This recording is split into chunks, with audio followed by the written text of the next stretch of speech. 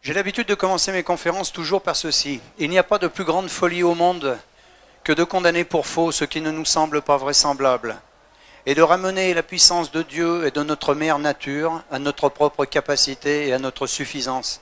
C'est l'essai numéro 26 de Montaigne. Il n'y a pas de plus grande folie au monde que de condamner pour faux ce qui ne nous semble pas vraisemblable.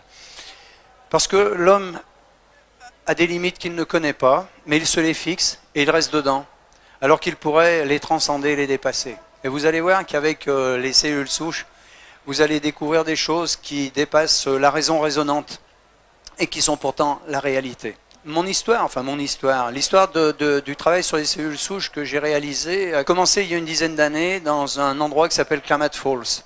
Klamath Falls, ça se trouve aux États-Unis, en Oregon, où il y a un lac qui s'appelle le lac Klamath et où pousse une algue spécifique, la Phanizomenon flossacquae. La Phanizomenon flossacquae est une algue unique au monde. Unique au monde, elle est sauvage, elle ne pousse que là-bas, elle ne peut pas la cultiver. Et elle a une particularité, c'est l'aliment le plus riche connu à ce jour sur la planète, avec 115 micronutriments. Cette algue est connue depuis très très longtemps aux États-Unis et également dans d'autres pays. Elle a seulement été autorisée en France le 20 septembre 2007. Et cette algue, aux États-Unis, on s'était aperçu que les gens qui la consommaient n'étaient jamais malades, ou ceux qui étaient malades revenaient en santé. Et un de mes collègues me dit, et si dans cette algue il y avait des éléments, des molécules qui stimulent la production des cellules souches de moelle osseuse. La théorie des cellules souches date de Maximo en 1907. Vous voyez que ce n'est pas d'aujourd'hui, donc on n'a rien découvert. On a juste essayé d'appliquer, d'augmenter cette prolifération de ces cellules souches. Alors, l'homme est composé de 75 billions de cellules. Pour arriver à ces 75 billions de cellules, eh bien, il a bien fallu commencer par une, pour que ces cellules se multiplient. Chaque jour, notre corps va fabriquer des cellules de réparation. Notre cœur va fabriquer des cardiomyocytes, le foie des hépatocytes. Mais le foie ne fabriquera que des hépatocytes et le cœur que des cardiomyocytes, parce que ces cellules sont différenciées. Ce sont des cellules d'organes, d'accord ? Et une cellule de cœur ne peut pas aller réparer une cellule de foie. Ou un foie, et une cellule de foie ne peut pas aller réparer un cœur, c'est biologiquement impossible.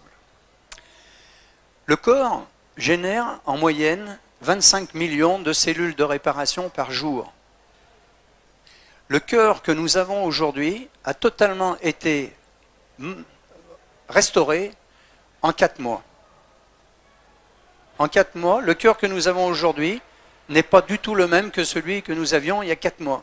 Il en est ainsi de tous les organes et même du cerveau.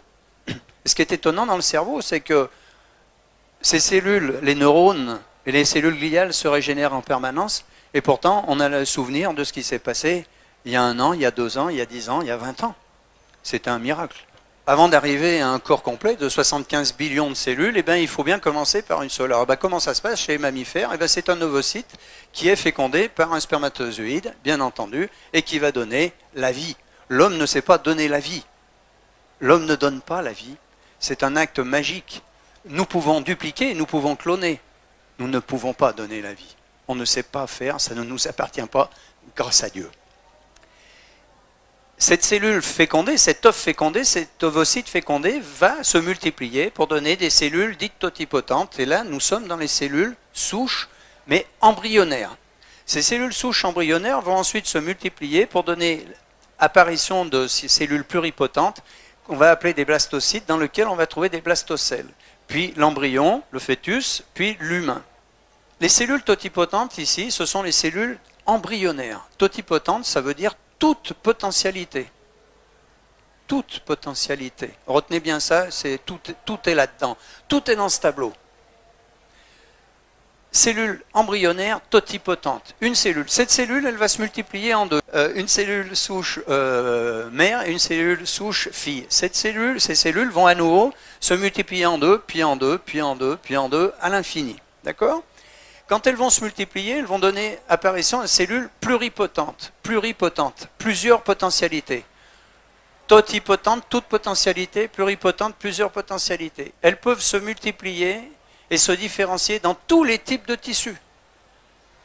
C'est-à-dire qu'une cellule totipotente ou pluripotente peut faire du cerveau, du foie, du pancréas, de l'œil, de l'estomac, de l'intestin, tous les organes. Ça, c'est scientifiquement prouvé. On a pensé, jusqu'à il y a quelques années, que les cellules souches pluripotentes n'avaient pas les potentialités des cellules totipotentes. Parce que là, nous sommes dans les cellules embryonnaires, là, dans les cellules souches adultes. Or, elles peuvent se multiplier et se différencier dans tous les types de tissus. Cela, aujourd'hui, on le sait. Ces cellules vont à nouveau continuer à se multiplier par deux pour donner apparition des cellules multipotentes, multiples potentialités. Mais là, attention, elles ne peuvent se renouveler que dans certains types de tissus, et on va le voir dans le schéma suivant, on reviendra sur le schéma après, dans un feuillet, dans un certain type de feuillet embryonnaire.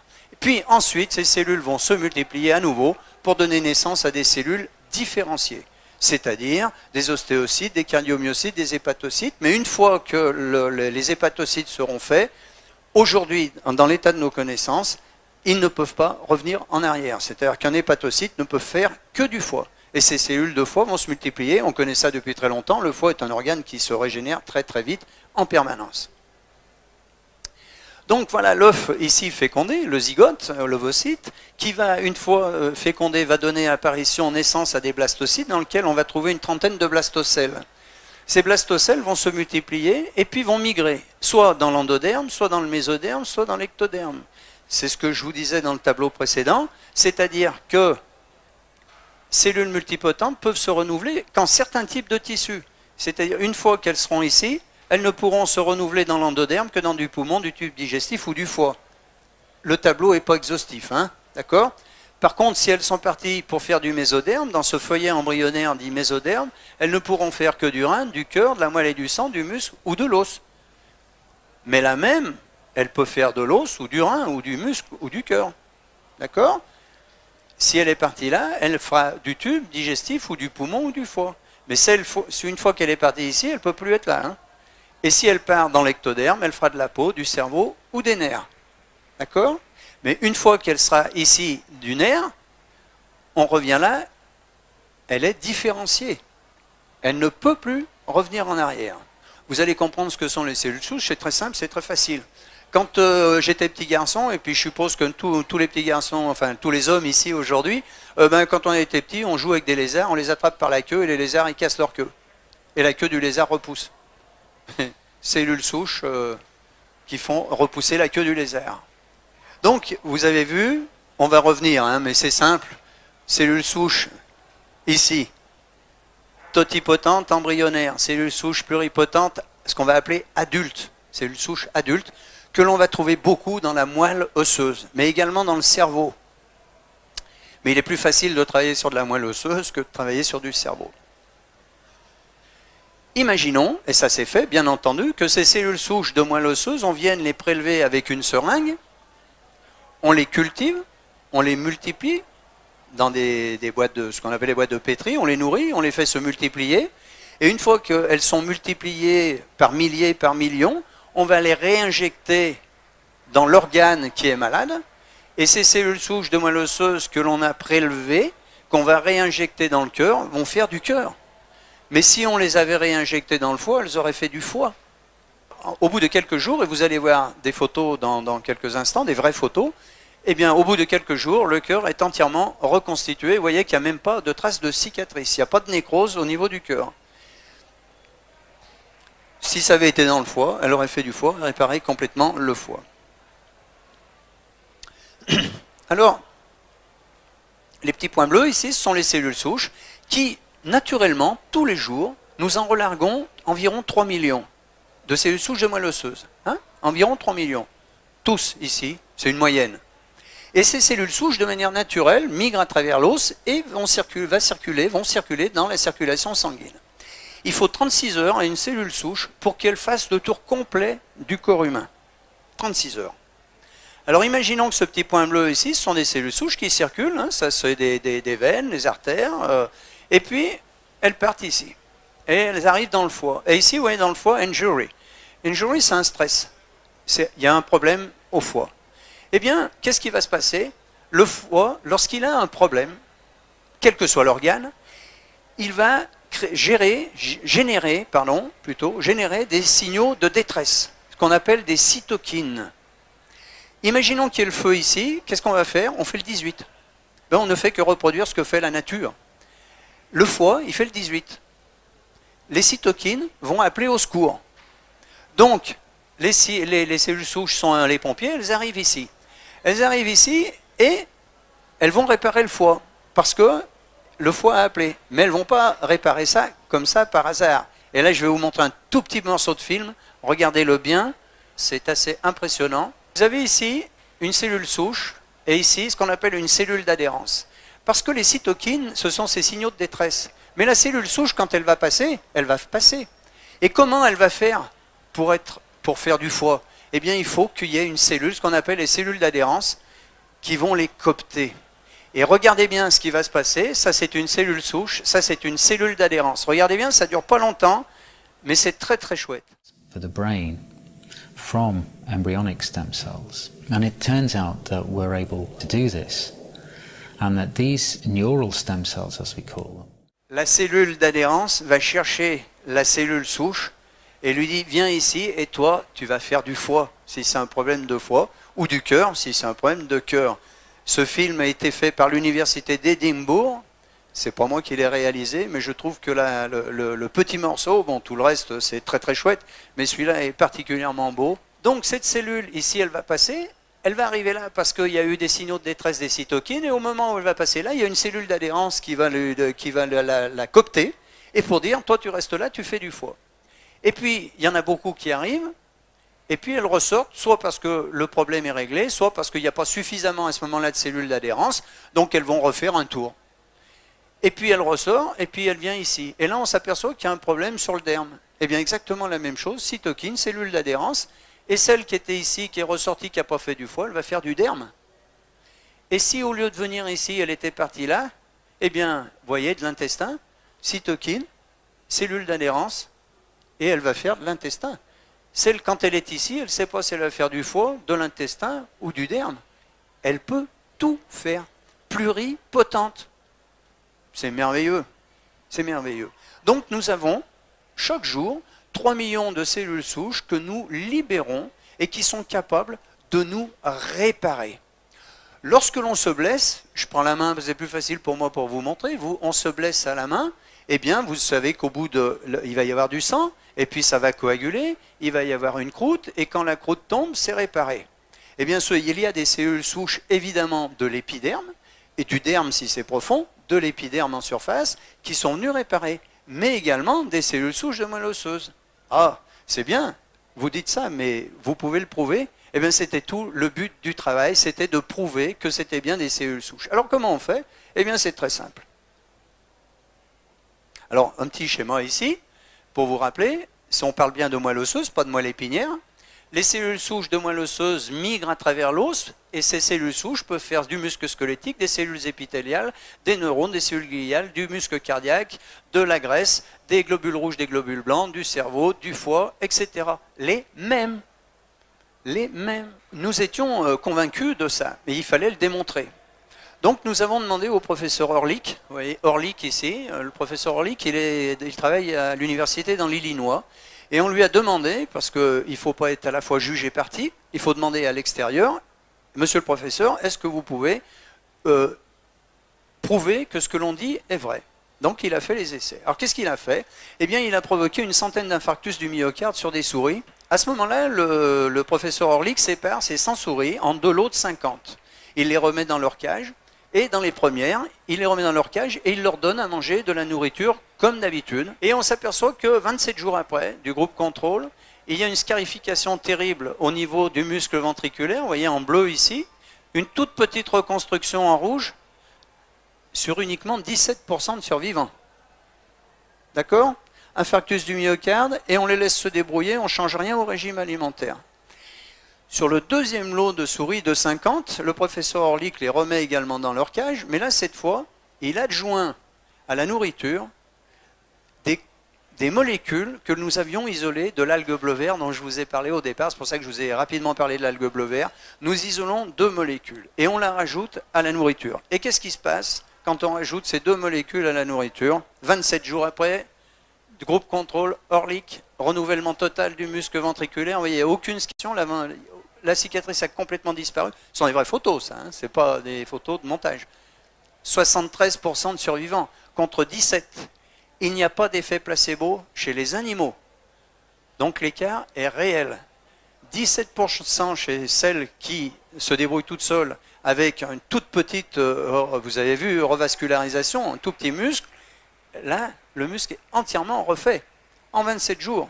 Ah, c'est bien. Donc, c'est ça, 73% contre 17%. Oui, mais c'est un constat.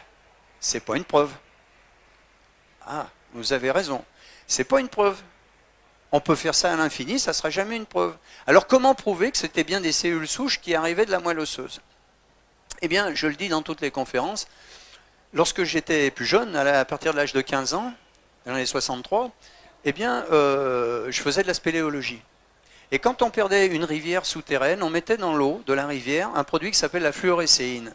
Cette fluorécéine, c'est un produit qui est indélébile et que l'on va retrouver 100 mètres, 500 mètres, 5 km, 10 km, 20 km, 30 km plus loin, quand l'eau va résurger. Et quand cette eau va résurger, va ressortir de la terre, dans un lac ou dans une rivière, on va voir que cette eau est fluorescente. C'est la preuve qu'elle vient bien de l'endroit où on a mis la fluorécéine, elle est passée dans la terre et elle ressort. Eh bien, on a fait exactement la même chose.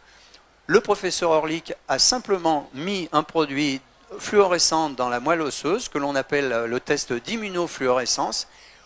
On provoque un infarctus du myocarde, ou peu importe l'accident, et à ce moment-là, on attend, et on regarde ce qui se passe, et 36 heures après, alors bon, ça c'est un dessin bien entendu, le cœur humain, il y a un infarctus du myocarde, et 36 heures après, qu'est-ce qu'on s'aperçoit? Que 30% des cellules de réparation étaient fluorescentes. Donc elles venaient bien de la moelle osseuse, elles avaient migré, et pour venir réparer le problème, grâce aux cytokines qui appellent, et aux cellules d'adhérence. CQFD. La démonstration était faite que c'était bien ça. Alors notre but à nous, c'était de dire, eh bien, puisque nous avons 3 millions de cellules souches de réparation, et que manifestement ça ne suffit pas, surtout lorsque l'on vieillit, pour ça que l'on vieillit, est-ce qu'il n'y aurait pas dans cette algue bleu-vert des éléments qui permettent de stimuler l'augmentation de ces cellules souches et leur prolifération? Eh bien oui, et on avait isolé à l'époque 2 éléments qui ont permis d'augmenter cette production et cette migration de 30%. C'est-à-dire qu'au lieu d'avoir 3 millions de cellules de réparation quotidiennes, comme je vous ai dit tout à l'heure en moyenne, eh bien on en avait 3,9 millions. Donc on avait 900 000 cellules souches de réparation supplémentaires. Donc c'était déjà un grand progrès. En 2007, j'arrête de travailler avec l'équipe d'Oregon et de Californie, c'était la même, on travaillait dans les 2 universités. Et là, je vais travailler avec le professeur Paul-Raoul Sandberg à l'université de Tampa, en Floride. Tampa, c'est la 9e université des États-Unis. Et là, on va rajouter au produit de Paul-Raoul Sandberg de l'université de Floride le noyau cellulaire, le cœur de la phanisoménon, isolé avec l'éthanol. Ça veut dire qu'aujourd'hui, au lieu d'avoir 3 millions de cellules de réparation quotidiennes, on en a 5,4 millions. Ça change beaucoup de choses. Ça veut dire qu'on est capable vraiment de se régénérer beaucoup plus vite et beaucoup mieux. C'est un phénomène naturel. Il n'y a, depuis 10 ans, aucun épuisement de la production de ces cellules souches de moelle osseuse. Parce que c'était les questions qu'on a pu se poser pendant 2 ans, 3 ans au départ. Mais est-ce qu'un jour, on ne va pas épuiser? Non. C'est comme le sang. Quand vous êtes donneur de sang, on vous prend un quart de litre de sang. 3 jours après, votre sang il est entièrement reconstitué. Eh bien là, c'est la même chose. Au bout de quelques heures, les cellules souches sont à nouveau reconstituées, etc. Il n'y a pas d'épuisement du taux de prolifération des cellules souches.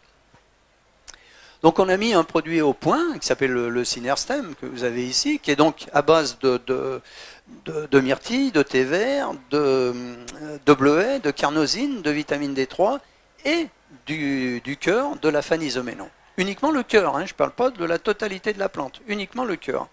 À quoi servent les cellules souches? C'est scientifique, ça. C'est prouvé.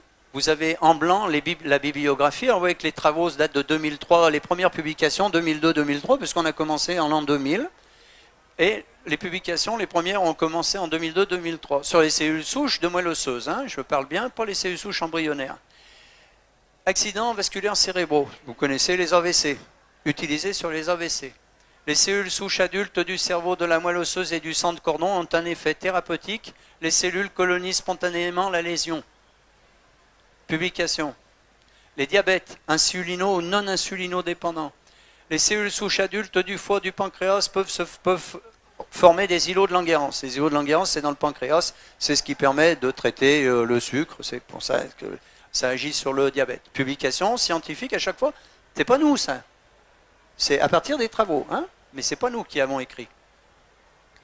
Sur les blessures de la moelle épinière, les cellules souches adultes sont capables de se multiplier et de rétablir la connexion. Lésions cardiaques. Les cellules souches adultes de la moelle osseuse et du muscle peuvent réparer les lésions après un infarctus du myocarde. Vous l'avez vu sur une photo, enfin, un montage, des images, mais c'est exactement comme ça que ça se passe. Nous, au lieu de les prélever, de les injecter, on les fait sortir. Nos produits sont végétariens et nous avons également les attestations halal et kasher, parce que nous sommes dans le monde entier. Sur la maladie de Parkinson, Alzheimer, sclérose en plaques, sclérose latérale amyotrophique, fibromyalgie, amyotrophie spinale infantile. Les cellules souches adultes du cerveau peuvent former tous les types de neurones, migrer dans le cerveau pour réparer les lésions et prévenir la perte de neurones. Publication. Une équipe de Los Angeles du centre médical Cedars-Sinai a montré la réversibilité des symptômes chez le premier patient parkinsonien traité avec ses propres cellules souches nerveuses, en avril 2002. Ce sont nos propres cellules souches. On les prend à personne d'autre. Donc elles sont forcément compatibles. Il n'y a pas de problème là. Elles sont biologiquement compatibles. L'injection de facteurs de croissance dans le cerveau des patients stimule les cellules souches neuronales des patients, 61% d'amélioration. Ben, c'est-à-dire on les booste, hein, on les fait se multiplier. Sclérose multiple, maladie de Crohn et lupus. Les cellules de la moelle osseuse stoppent la progression et font diminuer les symptômes. Publication. Les cellules souches du sang périphérique génèrent des cellules de tous les feuillets primaires. Vous vous rappelez?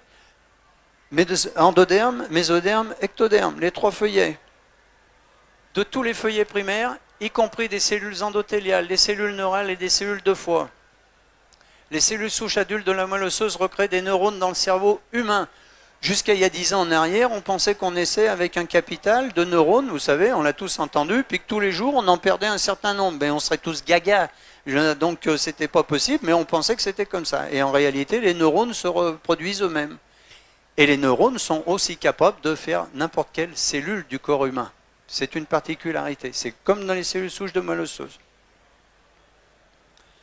La transplantation de cellules souches de moelle osseuse adultes répare les tissus cardiaques chez les patients.